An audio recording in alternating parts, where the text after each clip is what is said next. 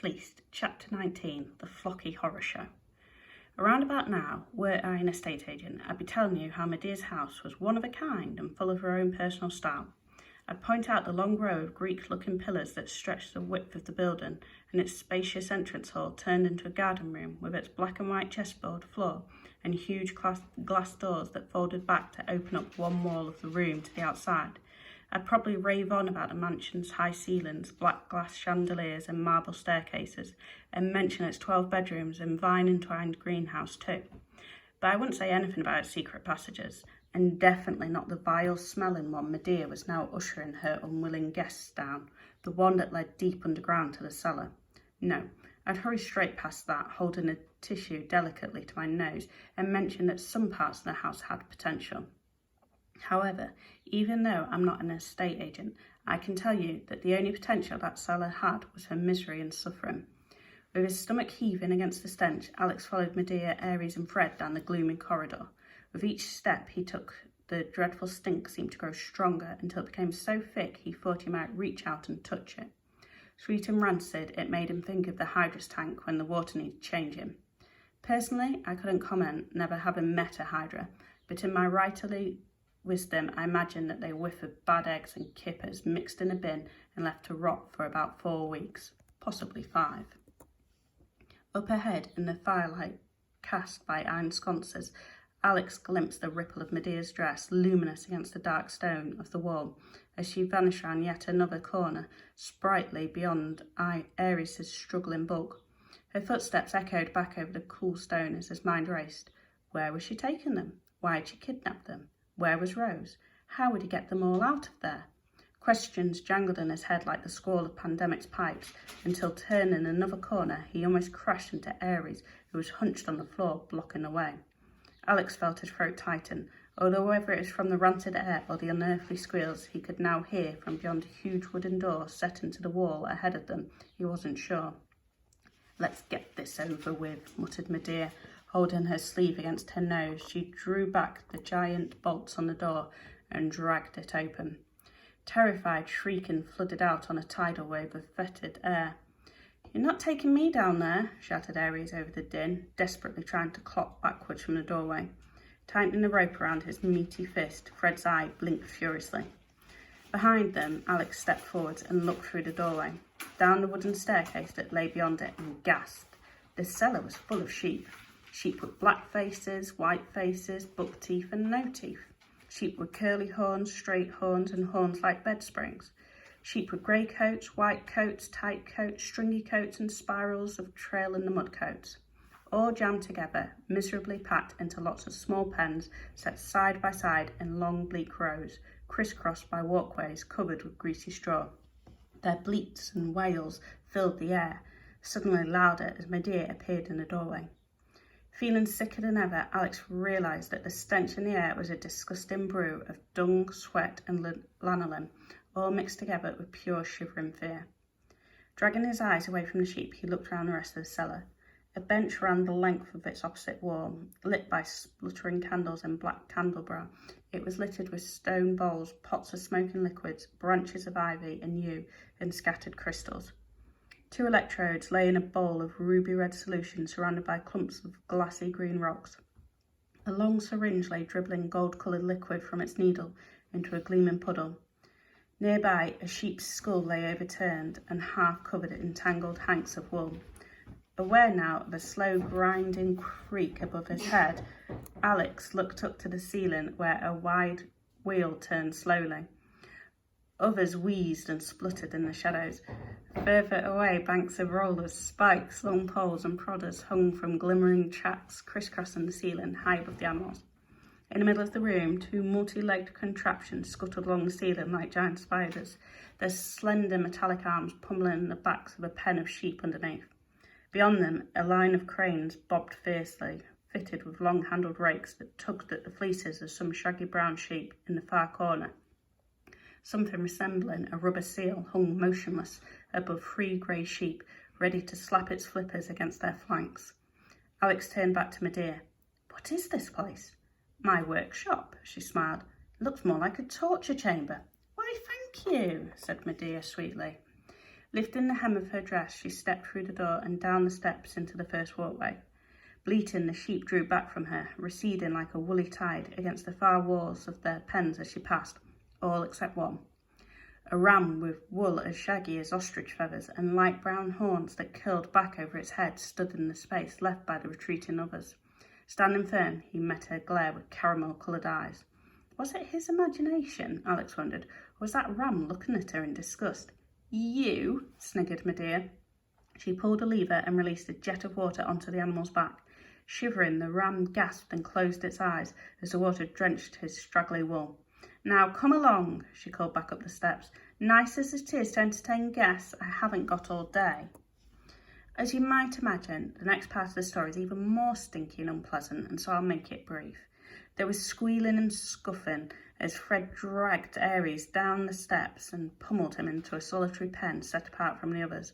Made with thick metal bars and roofed in, it was quite different from the rather ordinary stalls that held the sheep, and more like a cage. Followed by a hammering of hooves as Aries tried to break free. Then there was a lot of yelling as Alex tried to stop Fred slamming the door shut on Aries by wrapping himself around the Cyclops' stubby legs. And a horrible new odour as Fred broke out in a sweat, making him smell even more like a mouldy onion left in the bottom of a bucket. Finally, there was muttering. Now, I'm only mentioning the muttering because with that racket going on, no one else would have heard it, except possibly a bat picking it up on its satellite dishes of ears. Save that, no self-respecting bat would have flown within a mile of the cellar, so you'll just have to take my word for it. The mutterer was Hex. Having been banished earlier that morning to another part of the cellar with Medea's list of unpleasant preparations for Ares' arrival, he'd been distracted by the rumpus next door, and tasting strangers on the air had slithered in to investigate. Now, looped over an upturned crate like a discarded pair of tights, he dangled with his job list hanging from his right fang, watching. Ares, as he'd expected, was hunched miserably in his solitary pen, sulking.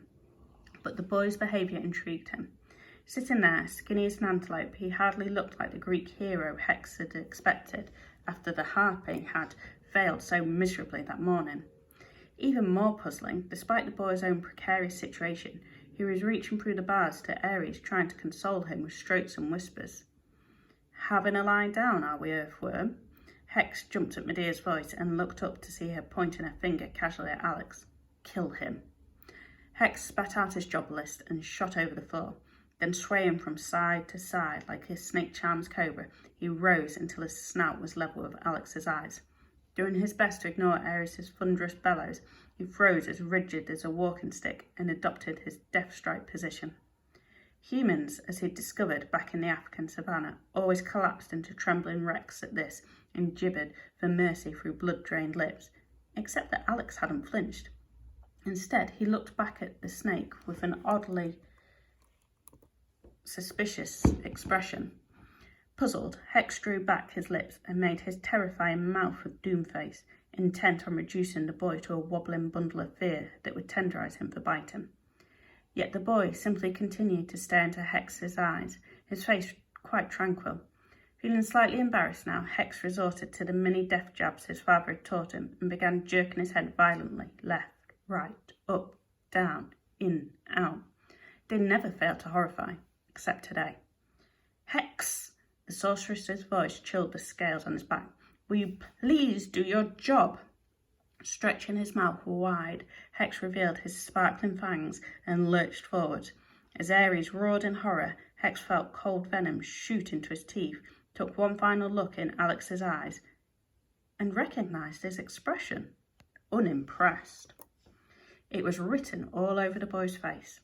Hex's mamba mind reeled as the word buzzed through it like a mosquito, distracting him completely, since he'd not encountered it on a victim's face before. Terror, desperation, paralysing panic, yes, often, but unimpressed? No. He'd only ever seen that on the mistress's face, usually when she was talking to him. Her whatever face, as he called it. That does it, shrieked Medea, incensed at Hex's hesitation. Grabbing him by the throat, she lifted him up and fixed him with a furious stare. How dare you show me up like this? I've seen scarier-looking cucumbers. It was unfortunate for Hex's neck that he hadn't known how well Alex knew snakes. Having cared for Draco, the biggest and most ferocious snake who'd ever glided over the earth, Alex had long ago learned that snakes only attacked when they felt truly threatened by an enemy. The rest of the time, they preferred mooching about and snoozing to striking someone dead for no good reason. And so, wholly convinced that Hex was only driven by the sorceress's spiteful demand, he knew he could be put off. "Fred," snapped Medea, turning to Cyclops, who'd been busy smelling his armpits. "I need a new familiar," she spat. "Old Jellyfangs can't even scare a boy. I want you to ring London Zoo and organise the generous donation of a mamba. I'll get rid of Alex myself." "Dodo," said the Cyclops. "Donation," said Medea impatiently, flinging Hex in a heap on the floor. "It means gift, Gogglebrain. Pack him in one of my old sewing baskets and get rid of him immediately." Hex's tongue quivered in fright as the sorceress swept past him, up the steps and out of the cellar. Life with her, as you can imagine, was ghastly, but the sudden prospect of being sent to snake prison, held captive in a cramped vivarium with a bunch of bolshy boas whilst children poked their fingers against the glass all day, was utterly unthinkable. The sudden slam of ram against metal snapped Hex out of his panicked thoughts.